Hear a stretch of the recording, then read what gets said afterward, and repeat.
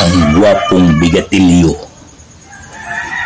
bisan tan-awon o imong sudungon, pagkagwapo gyud bisan unsa. Mas kulado ang lawas ug sakto katason na agyud ang tanan sa usa ka batan-on. Bisan si iba naglaway sa pagtan-aw, ang iyang hitsura tambal sa kauhaw.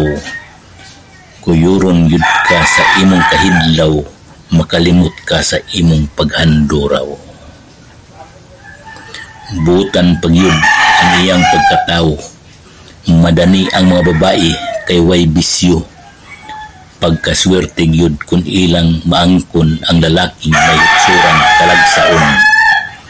Parang si Adonis sa unang panahon, sa pahiyom iya dayon kang danihon, uban ang iyang posturang giangkon, adunahan pagyud nga maayo kusiun.